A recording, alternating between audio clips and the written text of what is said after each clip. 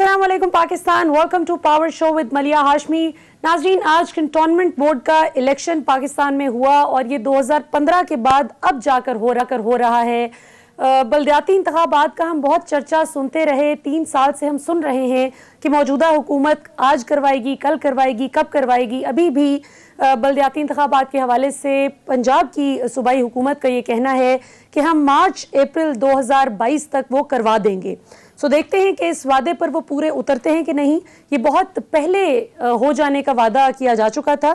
सो आज के प्रोग्राम में इस हवाले से भी बात करेंगे और ये समझने की कोशिश करेंगे कि कंटोनमेंट बोर्ड के जो अब इलेक्शन के रिजल्ट्स हैं, क्या वो रिफ्लेक्ट करेंगे आइंदा आने वाले जो इंतखाबात, जनरल इंतखाबात होंगे 2023 में, कि उसमें कौन मैदान मारने जा रहा है। क्या आज के इंतखाबात के रिजल्ट से आप कह सकते हैं कि आइंदा कौन सी जमात का पलड़ा भारी होगा। और शाह महमूद कुरैशी साहब जो कि पाकिस्तान के वज़ीर ख़ारजा हैं, उन्होंने आज मकबूजा कश्मीर पर जो भारतीय जारहियत है उस हवाले से 131 सफ़ात पर मुश्तमिल डोजियर जारी किया। बहुत ही जामी डोजियर था जिसमें बताया गया कि किस तरह से न सिर्फ ये कि बच्चों की, ख़वातीन की, नौजवान किस तरह से कोई इज्जत नहीं वहाँ पर की जाती, ख़वातीन की इस्मत दरी किस तरह से होती रही और नाजायज़ डिटेंशंस किस तरह से होती रही। 769 डेज़ हो चुके हैं और आज भी हम मुंतज़िर हैं कि वहाँ पर जो कर्फ्यू का शिकार है मकबूजा कश्मीर की आवाम, जिस पर भारत ने बहुत ही गासिबाना कब्जा कर रखा है, उनको आज़ादी की सांस मिले। और इस जारहियत की इंतहा तो ये है कि अभी हमने रिसेंटली देखा कि आज़ाद कश्मीर के सबसे ज़्यादा जो पॉपुलर लीडर थे, जिन्होंने कश्मीर की फ्रीडम के लिए सबसे ज़्यादा जद्दोजहद की और फ्रंट से लीड किया, सैयद अली गिलानी साहब मरहूम, उनके जनाजे को भी जिस तरह से इन्होंने इनकी फैमिली को इजाज़त नहीं दी कि उनको जिस इज़्ज़त और ऑनर के साथ उनकी आखिरी रसूमात अदा की जाती हैं, जैसे खाकी उनकी फैमिली इज़्ज़त के साथ सुपुर्द खाक उनको करती, लेकिन वो भी नहीं करने दिया। सो इन सारी चीज़ों पर पाकिस्तान के वज़ीर ख़ारजा ने बिल्कुल उसी तरह से रोशनी डाली जिस तरह से पाकिस्तान की तरफ कश्मीर देखता है कि ये हमारा बड़ा भाई है और ये हमारे हुकूक के लिए आवाज़ उठाएगा। अभी हमारे साथ प्रोग्राम में मौजूद हैं पाकिस्तान पीपल्स पार्टी के सेक्रेटरी जनरल जनाब नैयर बुखारी साहब। आप फॉर्मर चेयरमैन सेनेट भी हैं और इतनी इम्पोर्टेंट पोजीशन जब आप होल्ड करते रहे तो उस वक्त और आज के वक्त में क्या फ़र्क देखते हैं और दीगर इशूज़ पर भी इनसे बात करेंगे। बुखारी साहब, हमें ज्वाइन करने के लिए बहुत बहुत शुक्रिया।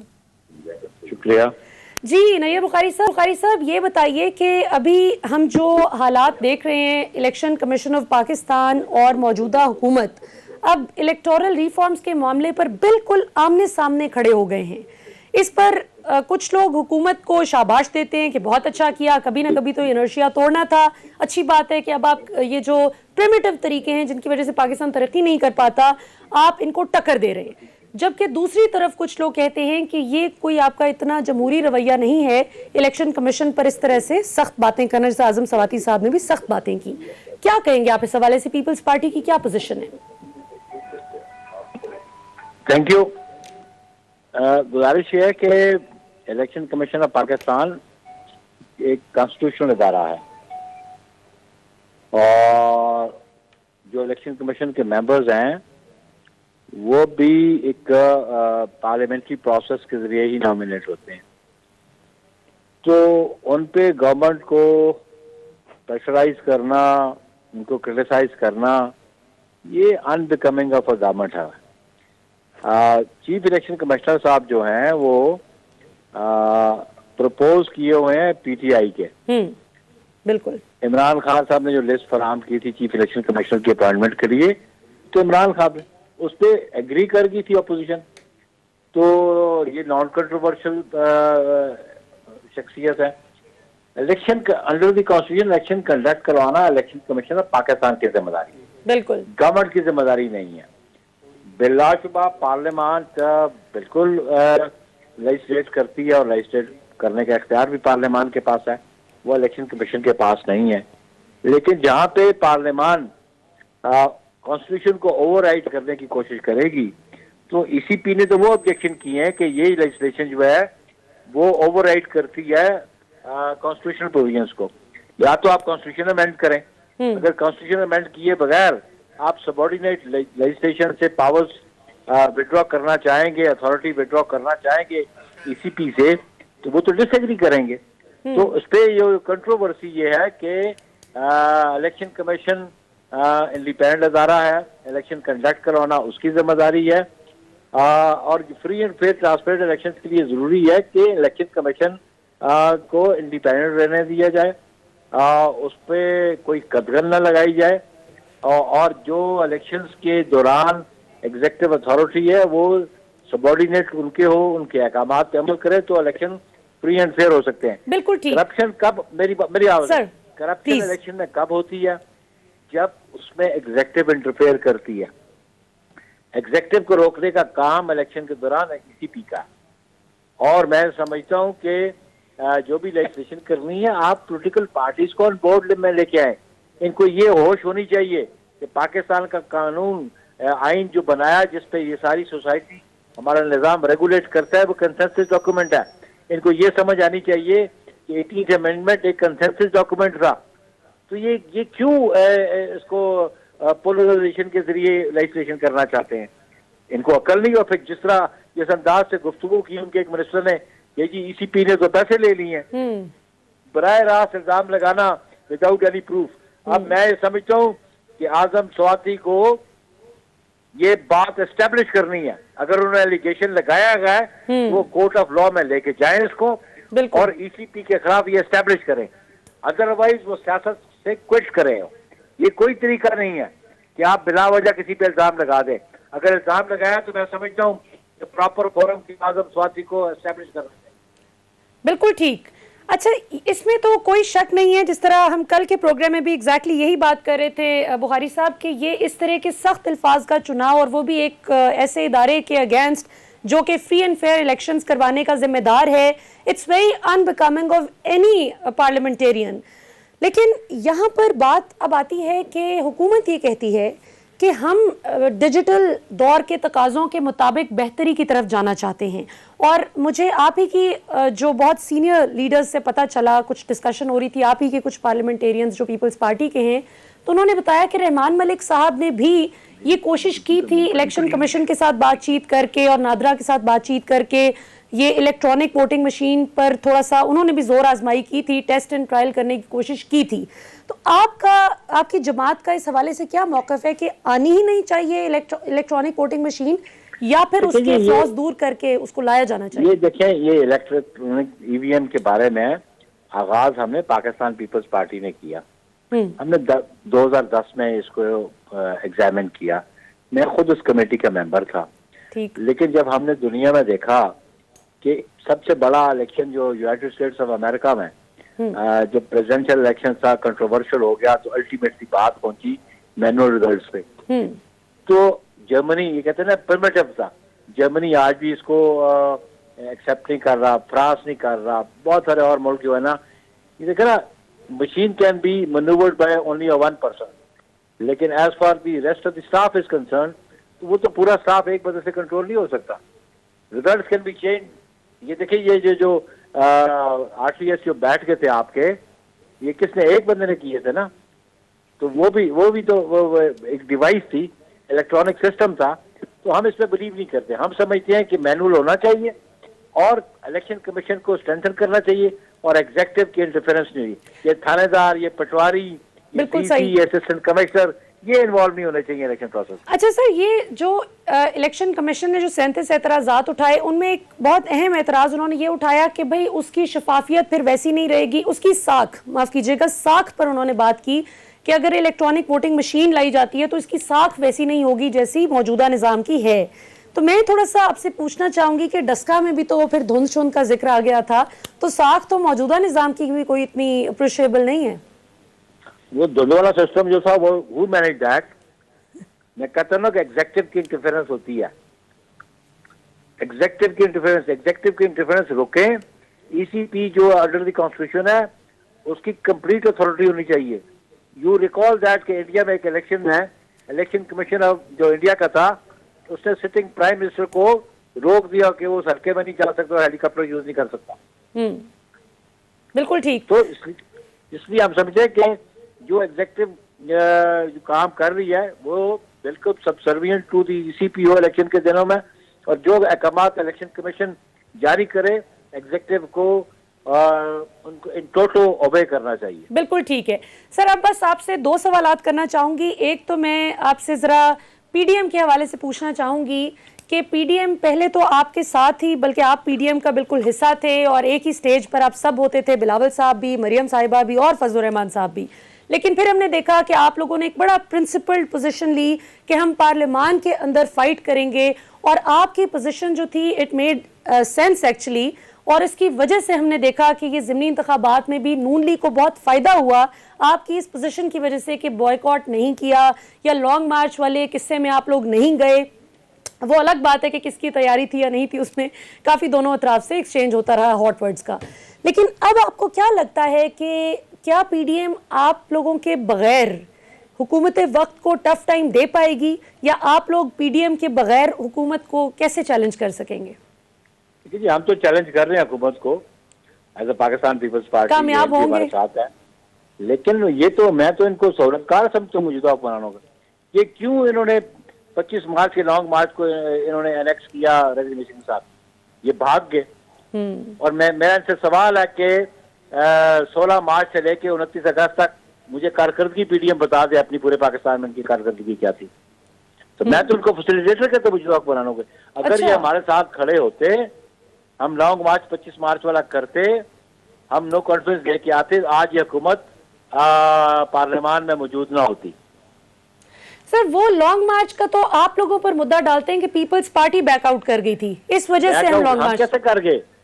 उनसे मेरा सवाल है, आप उनसे सवाल कर रहे हैं जी। मुझे एक पीडीएम की मीटिंग के मिनट्स दिखा गए जिसमें यह तय था कि लॉन्ग मार्च जब इस्लामाबाद पहुंचेगा हम रेजिग्नेशन देंगे।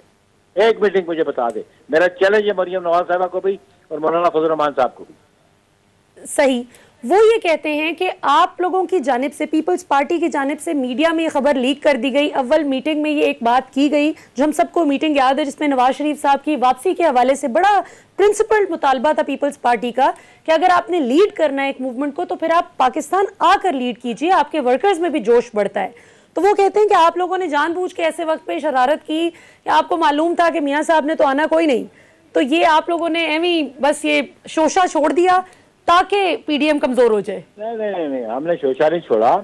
कर्नल जरदारी साहब ने सिर्फ ये कहा कि कुर्बानी दिए बगैर इस मुल्क में जमहूरियत नहीं आती।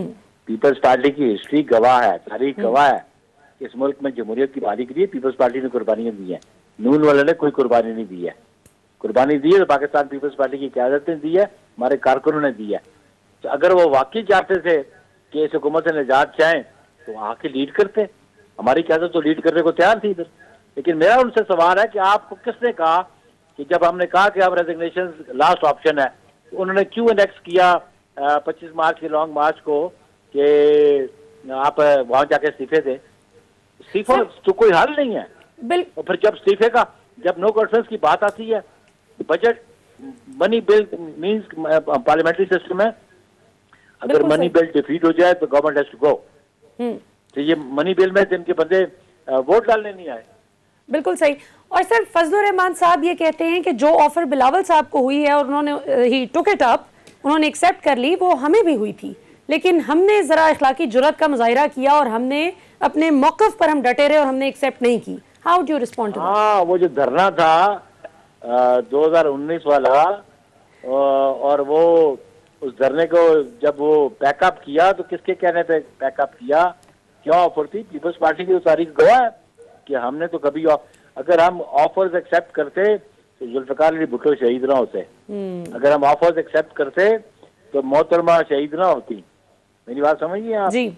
अगर ऑफर एक्सेप्ट करते तो हमारे कारकुनों, अगर ऑफर एक्सेप्ट करते तो खुर्शीद शाह आज तक जेल पे 2 साल पहले बैठा होता। ऑफर तो ये करते हैं, ऑफर एक्सेप्ट इन्होंने की तो मियाँ साहब मुल्क से बाहर चले गए। ऑफर उन्होंने एक्सेप्ट की कि परवेज़ इलाही ने इनको कहा कि जी मार्च में बैकअप हो जाएंगे, तो इन्होंने जो धरना इस्लामाबाद में रखा था वो छोड़ दिया इन्होंने। तो ऑफर तो इनको होती है, पीपल्स पार्टी को कोई ऑफर नहीं करता। बिल्कुल ठीक। और सर आखिर में बतौर एक बहुत ही सीनियर पॉलिटिशियन आप क्या समझते हैं कि आज जो कैंटोनमेंट बोर्ड के रिजल्ट्स होंगे, क्या ये आइंदा इंतखाबात की हवा बना देंगे या फिर इनको एज सच बस on the face of them लिया जाए और आइंदा इंतखाबात इससे मुख्तलिफ नताइज भी ला सकते हैं? बिल्कुल नहीं, ये आप इन इंतखाबात को आने वाले इंतखाबात का ट्रेलर समझे। ठीक, लोगों ने अपनी इंटेंशंस कन्वे कर दी हैं, बावजूद इसके कि प्रोविंशियल गवर्नमेंट्स और फेडरल गवर्नमेंट इनकी हैं, कैंटोनमेंट में राज भी इनका चलता है।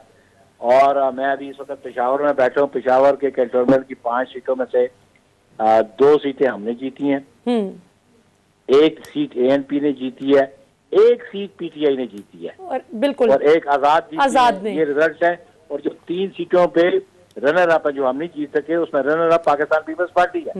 मुल्तान में भी, पेशावर, मुल्तान में बड़ा सेटअप, ये अपसेट हुआ है इनको। नहीं, पेशावर वो जगह जिसको ये कहते हैं हमारा दिल है, हमारी गवर्नमेंट का दिल है। बिल्कुल, तो उस दिल में बैठ के आज तीर हमने तो चला दिए ना, पीपल्स पार्टी के तीर चले हैं। बिल्कुल ठीक। तो आप कॉन्फिडेंट हैं कि आइंदा इंतखाबात में जो है आपका शेयर बढ़ जाएगा सीट्स का? और पंजाब में जो बिलावल साहब बहुत बात करते हैं, कॉन्फिडेंटली बात करते हैं तकरीबन अपनी हर तकरीर में, कि हम आइंदा पंजाब में भी इनको टफ टाइम देंगे, तो आपको लगता है कि ये सिर्फ ओवर ऑप्टिमिस्टिक अंदाजा नहीं, ये कोई रियलिस्टिकली दुरुस्त बात है? ये आज की महंगाई इनको खा जाएगी, ये अवाम इनको खा जाएंगे, इनके उम्मीदवारों को कच्चा खा जाएंगे। आज 90-95 रुपए ऑयल और महंगा इन्होंने कर दिया यूटिलिटी स्टोर्स पे। बाकी चीजें आप कमोडिटीज को देख लें जो लोगों की अवामी मसाइल हैं, दस्तरस में नहीं रही हैं। तो इसलिए इनका तो अब गाना ठहर गया। बिल्कुल ठीक है जी। नैयर बुखारी साहब, आप सेक्रेटरी जनरल पीपल्स पार्टी के, हमारे साथ मौजूद थे, बहुत बहुत शुक्रिया। नाज़रीन, यहाँ पर वक्त तो एक शॉर्ट कमर्शियल ब्रेक का, ब्रेक के बाद वापस आएंगे तो गुफ्तगू के सिलसिले को आगे बढ़ाएंगे।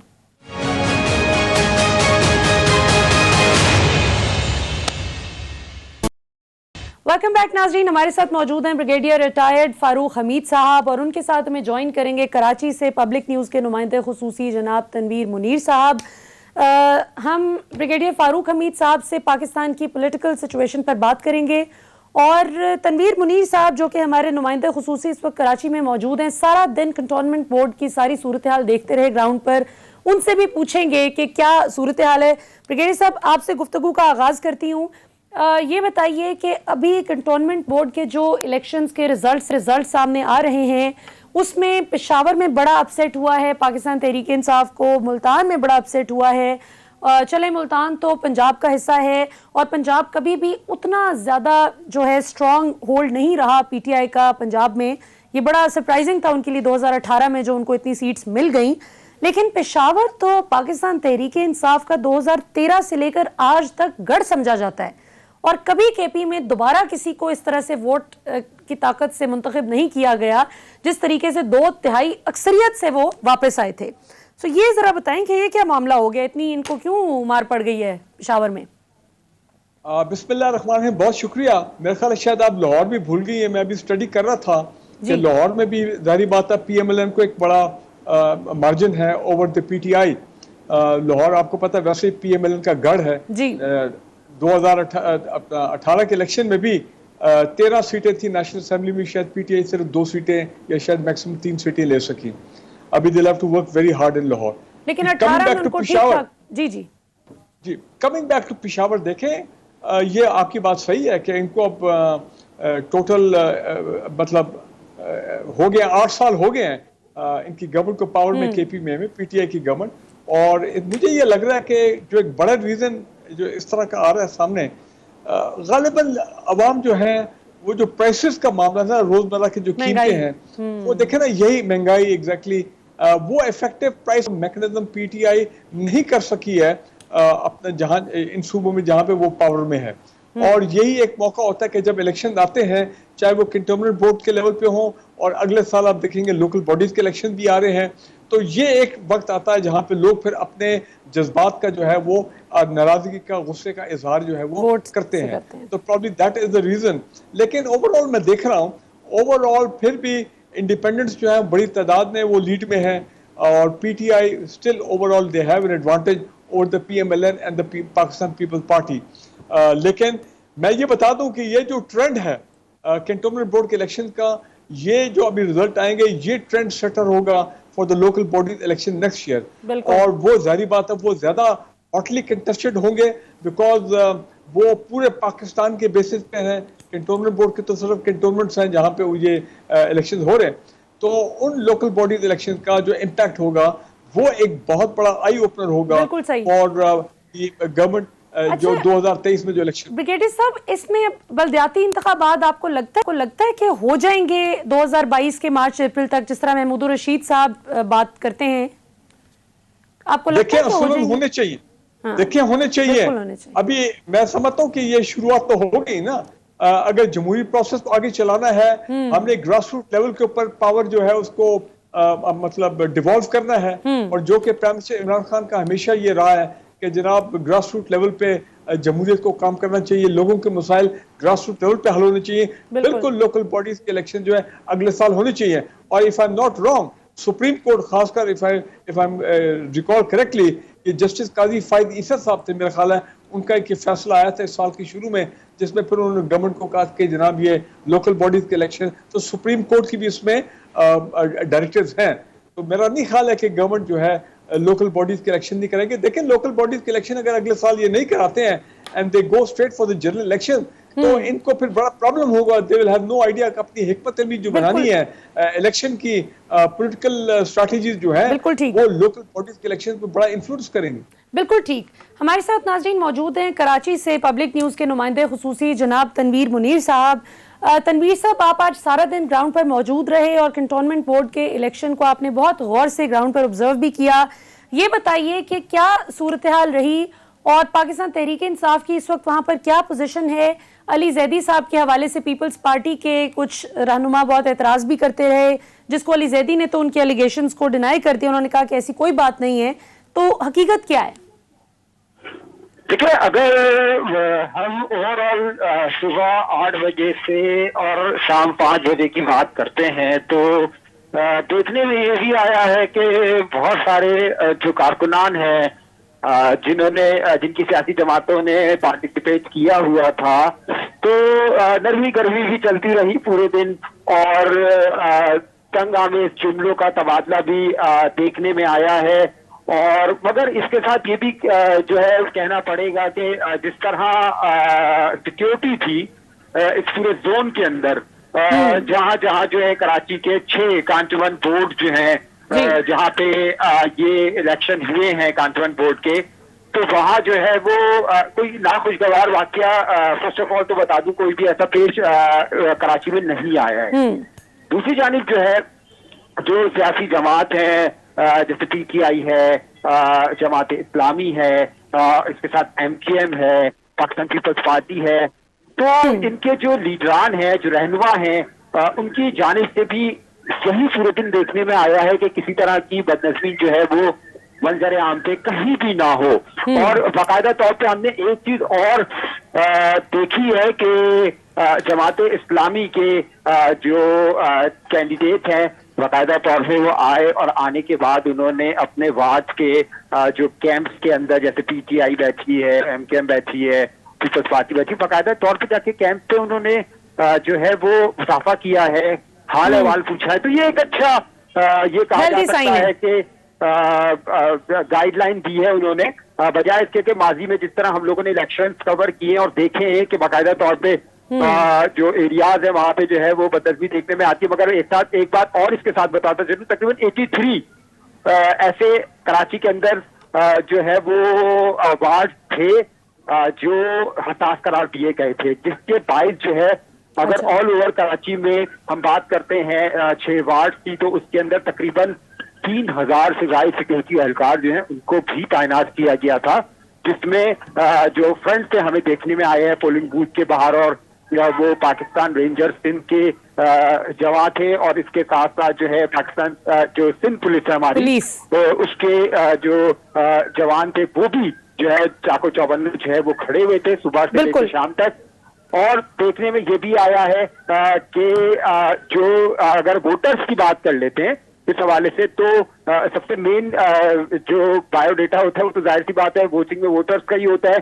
तो आज क्योंकि कराची में जिस तरह मैंने अपने लाइव में भी कहा था कि गर्मी ज्यादा थी, तो वोटर्स जो है वो तकरीबन 4 बजे के बाद से निकलना शुरू हुए एरिया में, और उसके बाद जो है कैंप से जो रश जो नजर आया है वो 4 बजे के बाद ही आया है, और 5 बजे तक जो है बिला तात्तुल जो है सुबह 8 से 5 तक जो है पोलिंग जारी चलती रही। अच्छा, यहाँ पर नाज़रीन एक चीज मेंशन करना बहुत जरूरी है कि पाकिस्तान की फौज आज सिक्योरिटी पर मामूर नहीं थी। हमारी इत्तलात के मुताबिक सिर्फ रेंजर्स और सिंध पुलिस थी। क्यों ऐसा ही है तनवीर साहब? बिल्कुल ऐसा ही है। देखिए फौज जो है वो आप ये कह सकते हैं कि बैकअप पे बिल्कुल थी, और बैकअप का मतलब ये कहा जा सकता है कि अगर इन केस कोई इमरजेंसी होती तो उस पे फौज जो है वो स्टैंड बाय थी बिल्कुल। मगर जिस तरह मैंने कहा ना कि 3000 से ज्यादा एहलकार तैनात थे, जिसमें पाकिस्तान रेंजर्स सिंध के भी थे, सिंध पुलिस के भी थे, तो कहीं हमने देखा ऐसे 1-2 ग्राउंड्स पे हमने वार्ड्स में, जिसमें शाह फैसल कांटोनमेंट बोर्ड था और इसके साथ साथ जो है मलीर बोर्ड था, हमने यहाँ जो कांटोनमेंट बोर्ड पे देखा वहां थोड़ी बदनजमी होने जा रही थी। ठीक है, मगर रेंजर्स के जवान और पुलिस के जवान जो है फौरी तौर पर पहुंचे हैं और कंट्रोल कर जो है मामला हल किया। ठीक है। अच्छा, टोटल 42 जी कंटोनमेंट्स थी पाकिस्तान में जिन पे आज इंतखाबात हुए, इलेक्शन हुआ। टोटल वार्ड्स 219 थे जिन पे अभी तक जो हमारे पास नताइज सामने आए हैं उनके मुताबिक पाकिस्तान तहरीक-ए-इंसाफ ने 36 सीट्स जो है वो जीत ली हैं। ये गैर हतमी गैर सरकारी नताइज हैं जो अभी तक सामने आए हैं। नून लीग की 20 सीट्स सामने आई हैं जी। आज़ाद उम्मीदवारों ने, दिलचस्प बात यह है नाजरीन के, तकरीबन उतनी ही सीट्स गैर हतमी गैर सरकारी नताइज के मुताबिक ली हैं जो कि पीटीआई ने ली हैं। 35 आज़ाद उम्मीदवार जीते हैं अब तक, और 36 पीटीआई के, 20 नून लीग के, पीपल्स पार्टी के 9, एमक्यूएम के 6, और जो दीगर जमातों से हैं वो 3 हैं। ये अभी तक के गैर हतमी गैर सरकारी नताइज हैं। इनमें कुछ प्लस माइनस आगे जाकर हो सकता है, और जाहिर है कि जब मुकम्मल रिजल्ट हमारे पास फाइनल आएंगे तो हो सकता है कि इससे फिगर कुछ मुख्तलिफ हो। यहाँ पर अब तनवीर मुनीर साहब, ये सवाल बहुत ही पर्टिनेंट हो जाता है आपसे पूछना कि जब हमने 2015 के कैंटोनमेंट बोर्ड के इलेक्शंस देखे थे पिछली बार जो हुए, तो अगरचे पीपल्स पार्टी वहां पर सिंध में हुकूमत में थी, इसके बावजूद भी उनकी कोई वहां पर हमें वाज़े बरतरी वैसी नजर नहीं आई जैसी एमक्यूएम की थी। इस बार पीपल्स पार्टी ने एमक्यूएम को भी पछाड़ा है और अपेरेंटली पीटीआई को भी टफ टाइम दे रही है। सो कराची में अगर देखा जाए तो सबसे आगे आपको कौन सी जमात नजर आई, दूसरे नंबर पर, तीसरे नंबर पर?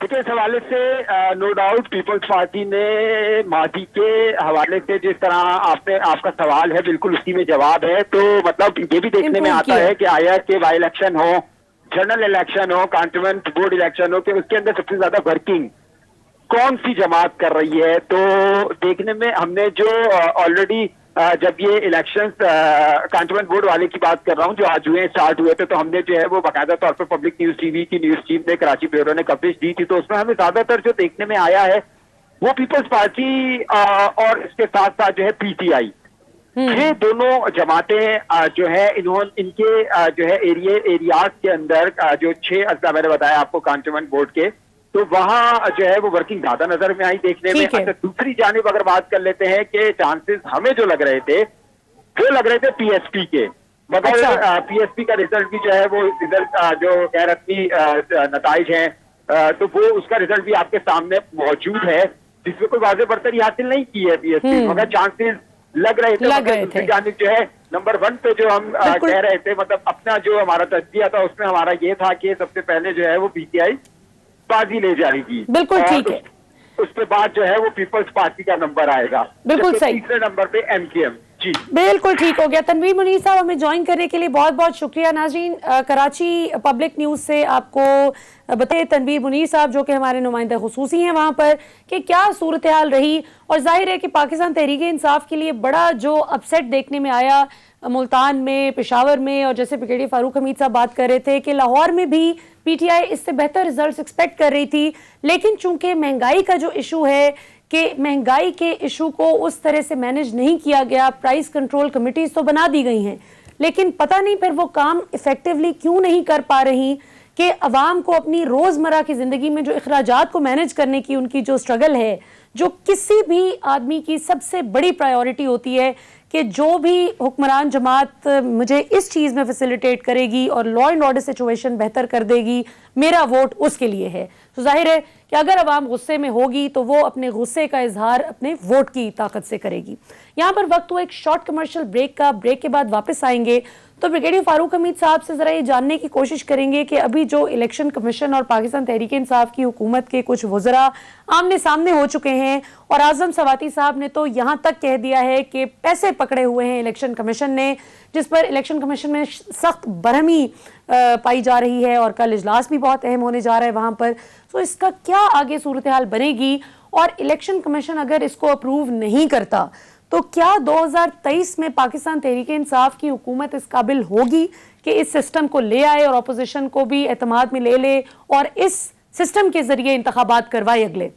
और अगर अपोजिशन इलेक्ट्रॉनिक वोटिंग मशीन को देखते हुए कि अगर ये निज़ाम आ रहा है वॉकआउट कर जाती है कि हम नहीं इस इलेक्शन में पार्टिसिपेट करेंगे, तो फिर क्या करेगी Pakistan Tehreek Insaf? After the break.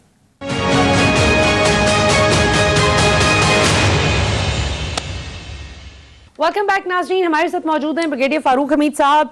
Brigadier साहब, ब्रेक से पहले तो हम कंटोनमेंट बोर्ड के इलेक्शंस की बात कर रहे थे और जनरल इंतखाबात की तो शायद बात अभी it's too early to discuss general elections 2023, लेकिन जैसे हमने आज के इंतखाबात के रिजल्ट्स देखे और उसमें पीटीआई से कुछ नाराजगी का भी इजहार करते हुए वोटर्स हमें दिखाई दिए, सो आपको क्या लगता है कि अगर 2023 के इंतखाबात से पहले ये एहतसाब पर उस तरह से अमल दरामद ना हो सका जैसे पीटीआई का जो टिपिकल सपोर्टर या वोटर एक्सपेक्ट करता है कि हम वो पुरानी जो जमातें थी उनकी डुओपली से तंग आकर पीटीआई को हुकूमत में लेकर आए, लेकिन ये क्या हुआ कि ना एहतसाब हुआ और महंगाई भी वगैरह वगैरह। वो लोग ये नहीं देखेंगे कि कोविड आया और क्या सूरत हाल थी और हम बाकी ममालिक से कितने बेहतर थे, लोगों ने अपनी सूरत हाल देखनी है। तो आपको क्या लगता है कि इलेक्शन कमीशन के साथ अब ये जो महाजराई शुरू हो गई है पीटीआई की हुकूमत के कुछ वज़रा की, ये किस करवट ऊंट बैठेगा और क्या पीटीआई कामयाब होगी इस सिस्टम को लाने में?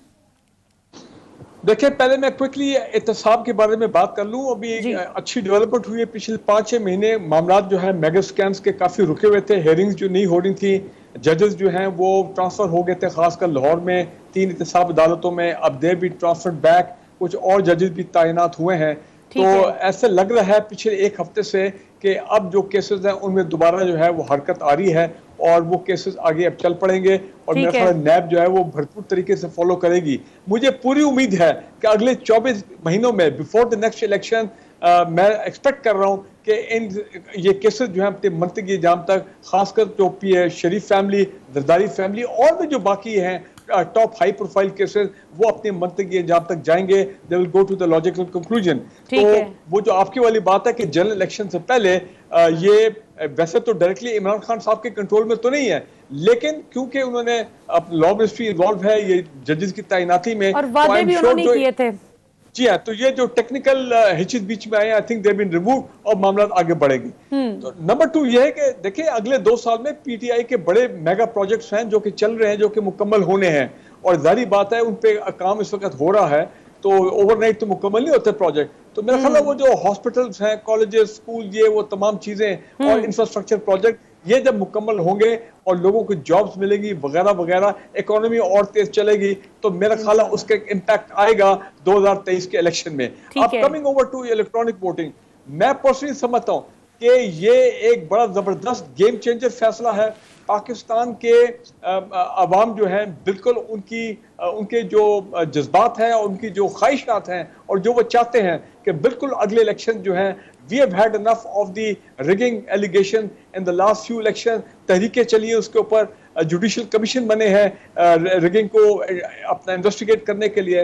तो अब वक्त आ गया है कि जनाब बिल्कुल ये इलेक्ट्रॉनिक वोटिंग होनी चाहिए। और मैं सीधे आई कम टू द पॉइंट, अगर जो मुझे उम्मीद करता हूँ, मुझे उम्मीद है कि ये government electronic voting election reform का बिल पास करने में कामयाब हो जाएगी in the joint sitting of the parliament.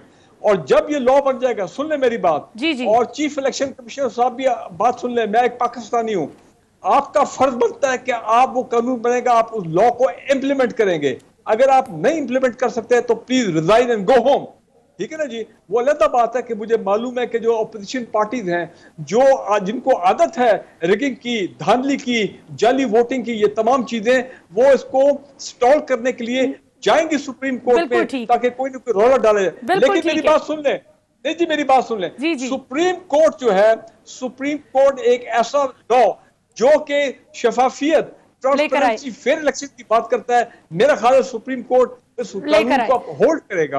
हाँ, छोटे मोटे आप देखें सक्सेस हो सकती है प्रॉब्लम एरियाज में। बिल्कुल ठीक है। ब्रिगेड में ज्वाइन करने के लिए बहुत बहुत शुक्रिया नाज़रीन। इंशाल्लाह अगले हफ्ते फिर मुलाकात होगी। पाकिस्तान जिंदाबाद।